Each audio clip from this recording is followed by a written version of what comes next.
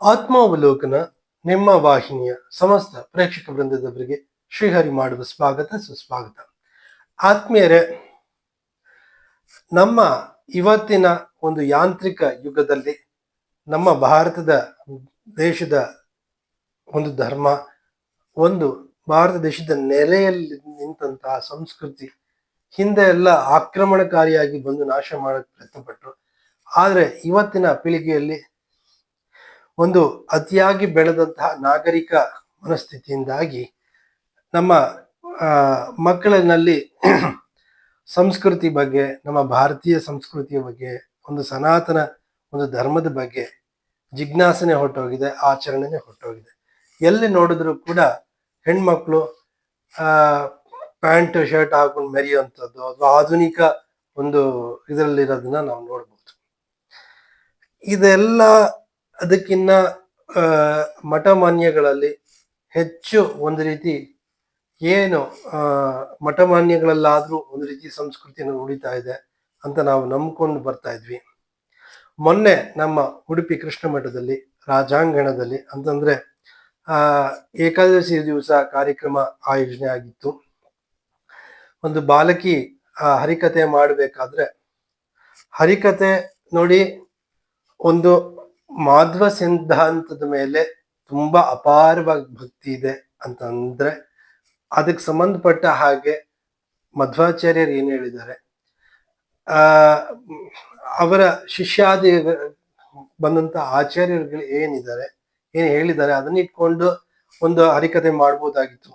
ಆದ್ರೆ ಒಂದು ಉಡುಪಿಯ ಕೃಷ್ಣ ಮಠದ ಇದು ಅಷ್ಟೊಂದು ಶುದ್ಧವಾದಂತಹ ಧರ್ಮ ಪ್ರಚಾರದಲ್ಲಿ ನಿಂತಿರುವಂತಕ್ಕಂತಹ ಉಡುಪಿ ಕೃಷ್ಣ ಮಠದಲ್ಲಿ ಒಂದು ಈ ಘಟನೆ ನಡಿಬಾರ್ದಾಗಿತ್ತು.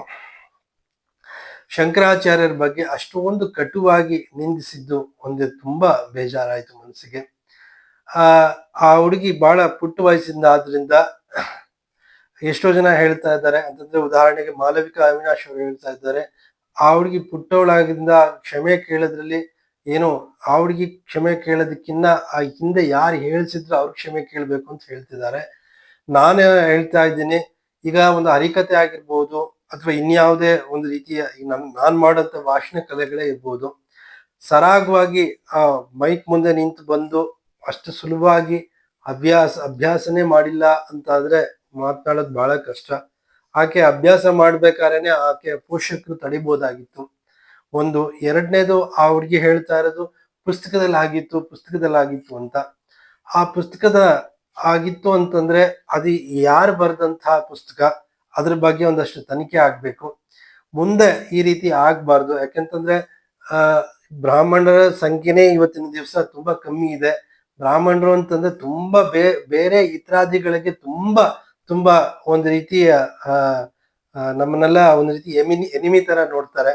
ನಮ್ಮನ್ನು ಯಾವಾಗ ಇಕ್ಕಟ್ಟಿಗೆ ಸಿಲುಕಿಸ್ಬೇಕು ಅಂತ ಕಾಯ್ತಾ ಇರ್ತಾರೆ, ಒಂದೊಂದು ಕ್ಷಣನೂ ಕಾಯ್ತಾ ಇರ್ತಾರೆ. ಈ ರೀತಿ ನಮ್ಮಲ್ಲೇ ಈ ರೀತಿ ಆದಾಗ ಒಂದು ರೀತಿ ನಾವು ತುತ್ತಾಗೋದು, ಅವ್ರು ಆಡ್ಕೊಳ್ಳೋದಕ್ಕೆ ತುತ್ತಾಗೋದು, ನಾವು ಒಂದು ರೀತಿ ಸುಲಭವಾಗಿ ತುತ್ತಾಗ್ಬಿಡ್ತೇವೆ.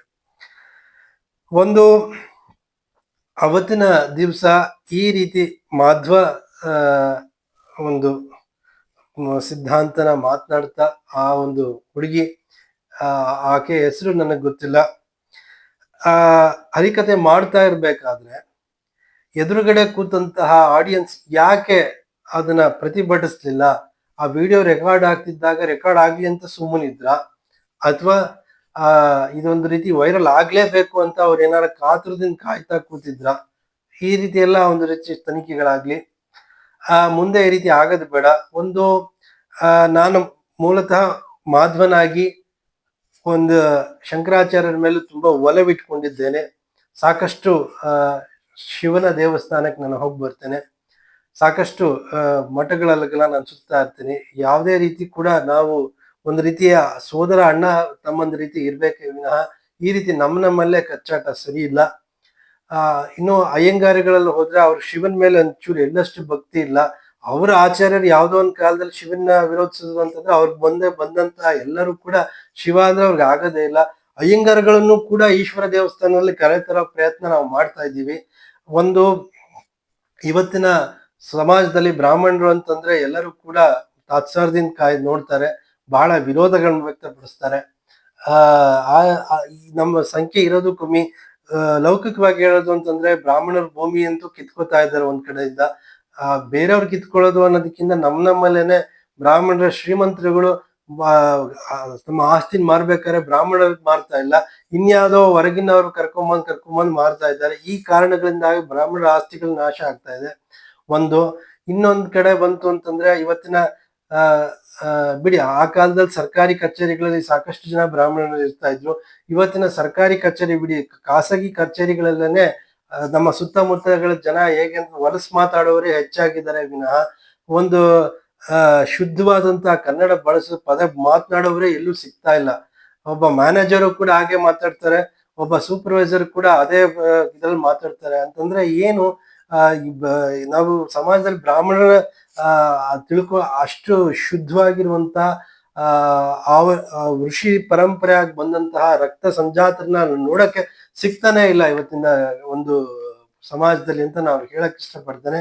ಹಾಗೆ ಈ ಒಂದು ಘಟನೆ ನಡಿಬಾರ್ದಾಗಿತ್ತು. ಅವರು ಆ ಹುಡುಗಿ ಕೂಡ ಕ್ಷಮೆ ಕೇಳಿ ಮತ್ತೆ ಈ ರೀತಿ ಆಗ್ಬಾರ್ದು, ಅದಕ್ಕೆ ತಕ್ಕಂಗೆ ಸ್ವಲ್ಪ ಶಿಕ್ಷೆನೂ ಆಗ್ಲಿ. ಇದು ಇಲ್ಲಿಗೆ ಕೊನೆಗೊಳ್ಳಿ. ಇದು ಎಲ್ಲೋ ಒಂದು ಹೇಗೋ ಆಚಾತುರ್ಯ ನಡೀತು ಅಂತ ನಾವು ಸುಮ್ಮನಾಗೋದಕ್ಕಿಂತ ಇದು ಮತ್ತೆ ಮತ್ತೆ ಈ ತರ ಘಟನೆಗಳು ನಡೀಕೂಡ್ದು ಅಂತ ಎಚ್ಚರಿಕೆಯಿಂದ ಹೆಜ್ಜೆ ಇಡುವಂತ ಆಗ್ಬೇಕು. ತ್ರಿಮಸ್ಥರೆಲ್ಲ ಕೂಡ ಒಗ್ಗಟ್ಟಾಗಿರ್ಬೇಕು. ಎಲ್ಲೂ ಕೂಡ ಈಗ ತ್ರಯಾಚಾರ್ಯರಲ್ಲಿ ಶಂಕರಾಚಾರ್ಯರು ಮೂಲತಃ ನಮ್ಮ ಸಂಸ್ಕೃತಿ ಉಳಿಯಕ್ಕೆ ಅವತ್ತಿನ ದಿನದಲ್ಲಿ ಬೌದ್ಧರ ಒಂದು ಅವಹೇಳನ ಮಾಡ್ತಾ ಇದ್ರು ಹಿಂದೂ ಸಂಸ್ಕೃತಿಯನ್ನ. ಆ ಸಂದರ್ಭದಲ್ಲಿ ಅವತ್ತಿನ ಕಾಲಕ್ಕೆ ಶಂಕರರ ಅವತಾರ ಆಗಿ ಶಂಕರಾಚಾರ್ಯರು ನಮ್ಮ ಒಂದು ಹಿಂದೂ ಧರ್ಮಕ್ಕೆ ಬೇರು ಭದ್ರ ಬುನಾದಿಯನ್ನ ಹಾಕಿಕೊಟ್ರು. ಅವರು ಇಡೀ ದೇಶವನ್ನ ಬರಿಗಾಲಲ್ಲಿ ಸುತ್ತಿ ನಡೆದಾಡಿದ್ರು. ಇಷ್ಟೆಲ್ಲ ಮಾತನಾಡಿದಂತ ಆ ಹುಡುಗಿಗೆ ಒಂದು ಬರಿಗಾಲಲ್ಲಿ ನಡೆದಾಡಕ್ಕೆ ಆಗುತ್ತಾ ಕೇಳಿ ನೋಡಿ. ಜಮ್ಮು ಕಾಶ್ಮೀರದಿಂದ ಆ ಹುಡುಗಿನ ಫ್ಲೈಟ್ ಅಲ್ಲಿ ಜಮ್ಮು ಕಾಶ್ಮೀರ ಕಾಣಿಸ್ಬೋಣ.